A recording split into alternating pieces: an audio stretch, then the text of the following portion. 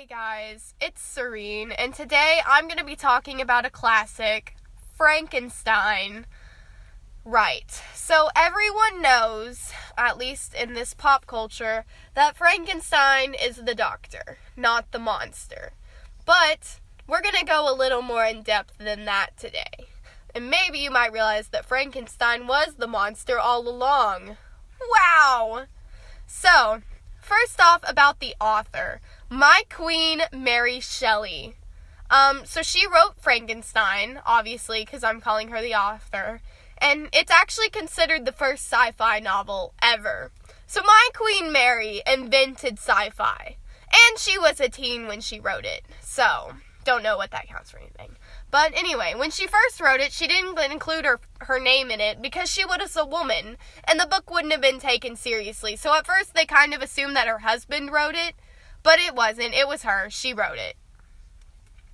Her life had a lot of tragedy, with her mother and half-sister dying when she was a child, and then she had 3 of her 4 children die before reaching adulthood, most of them dying when they were young children. She also had her husband die by drowning in the Mediterranean Sea, and her close friend, Lord Byron, died 2 years later. She eventually died of a brain tumor when she reached the ripe old age of 53. So yes, very tragic, unfortunately. After her husband died, he was buried in a Protestant cemetery, but Mary, being the goth queen that she is, carried his heart around. That's right, she just carried around one of his organs, to remember him, I guess. She protected it by covering it with this silk shroud and stuff. The heart was found a year after she died in her desk. It was wrapped in one of her poems, like a copy of it. And she was my goth queen, and she invented sci-fi as a teen. Literal legend. So let's move on to the book itself. So basically the book is a bunch of letters written by this man named Robert Walton. He is the captain of a ship headed to the North Pole, and he's writing them to his sister in England. His boat ends up getting trapped in impassable ice. He then runs into Victor Frankenstein, who's traveling by a dog-drawn sled over the ice sea and is weak from the cold. Woe is him. So sad. So Walton lets Frankenstein come onto the ship and nurses him back to health. In return, Victor Frankenstein tells this dope story about how he created a monster. And this, my dudes, is where the real story begins. So Frankenstein starts by telling about his lovely childhood with his adopted sister, Elizabeth Lavenza, and his best bud, Henley Clerval. He gets accepted into the University of Ingolstadt, basically Harvard, to all you scrubs that don't know what that is, to study philosophy and chemistry. Once there, he's just completely dying to know the secret of life. Like, it's consuming him. So he spends years researching it and not going to parties and being a total nerd and recluse and edgelord. And finally, after years, he thinks he's found it. Then, knowing this, he has a wonderful idea. That's right, he's going to steal some body parts from the local cemetery and spend months making his own human. Basically a Build-A-Bear, if you will. After months of trying to build the perfect creature in his apartment because he doesn't want anyone to know what he's doing, he finally succeeds and brings it to life.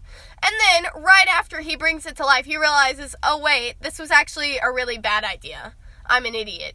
And also the creature was really ugly, so that probably made him think that it was a bad idea. I mean, I'm talking like ugly.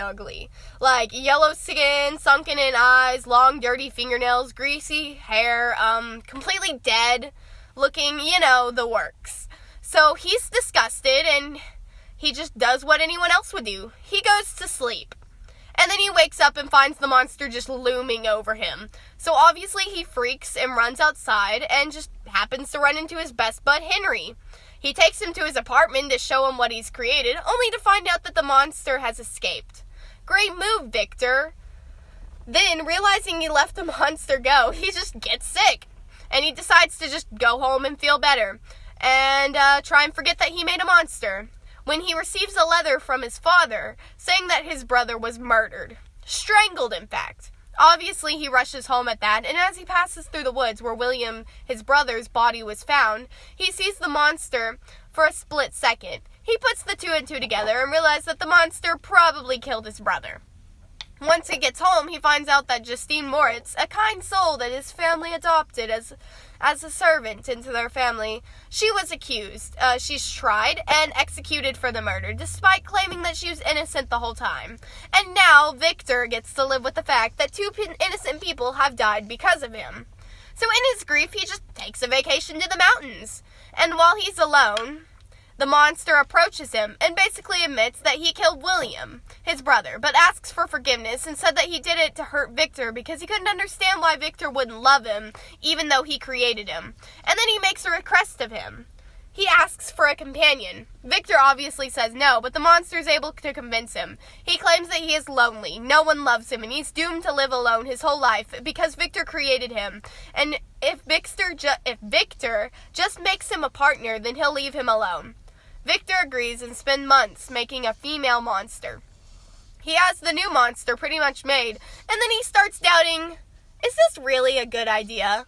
Like, now I'm gonna have two of them that are, like, super strong and evil. He turns around and sees the monster grinning at him. So because the monster is happy, he decides, oh yeah, this is a bad thing, and he just destroys the female monster instead of giving it life. Obviously, the monster gets angry and tells him he's going to do the same thing to Victor on his wedding day, and then he just runs away. Victor takes the female monster's body in a boat and dumps it in the lake, but then it gets windy, so he can't get back to shore until morning. When he gets back, he's immediately arrested for murder. Kinda makes sense, as he was just literally dumping a body in the lake, but it's actually not about that. It's because his dear old palo chomo buddy of his, Penry, was found dead. You'll be shocked at how he died. That's right, he was strangled. So Victor just has a mental breakdown, and it makes him physically ill. So he's just chilling in jail for a few months on the verge of death, kind of getting treated for his sickness, mental breakdown kind of thing. And they kind of realize that he didn't commit the crime. So he's set free and he goes home and marries his adopted sister. Yup. Kind of weird, but it could have been worse, because in the original edition, Elizabeth was his cousin, so really, we got lucky. He marries her, and then sends her away, because he's certain that the monster is gonna come for him. But then he hears her scream, and realizes, wait a minute, the monster actually was, talking that he was gonna kill Victor's wife on his wedding day, like how Victor destroyed the monster's potential wife. Oops. Victor runs upstairs and finds Elizabeth dead, and then a little bit later, his father dies of a broken heart, leaving Victor alone in the world. Jeez, this sure sucks. Excuse me for a minute there. Anyway, I mean, yeah, this sucks, but it's not like Victor did that to anyone. Oh, wait, never mind. So Victor then decides he's gonna find and kill this monster if it's the last thing he does. He chases him on his dog sled and almost catches him. But the ice broke, leaving a gap between them. So now we're caught up to the part where Walton found him. You remember that dude at the beginning of the story that's writing letters to his sister? Yep, that's the one. So basically after this, Victor keeps just getting sicker and sicker and sicker, and eventually he kicks the bucket. Walton returns to the room a few days after where the body is of Victor, and has a heart attack because he sees the monster in there crying over Victor. The monster then tells Walton that of his loneliness and how he suffered since he was created, and his hatred for Victor, but his regret at what happened. He then says because his creator is dead, he can finally die too, and then he just yeets himself into the ice storm to die. So that's Frankenstein. Kinda dark, kinda gloomy, a classic Halloween story. Overall, when I read the book, I really enjoyed it. I recommend it, especially if you really like flowery language like, like Jane Eyre or Pride and Prejudice. And excuse my voice, I'm kind of sick right now, got some allergies, so sorry about that. It's not really that long of a book, it's just the descriptions can take a while, so it's just kind of one of those. It's not that bad, but if you know what you're getting into, but hey, it's in spirit for spooky season, so I hope you enjoyed this video. If you want me to review any other books in the future or talk about anything Halloween related, then let me know. And thank you so much for watching. See ya!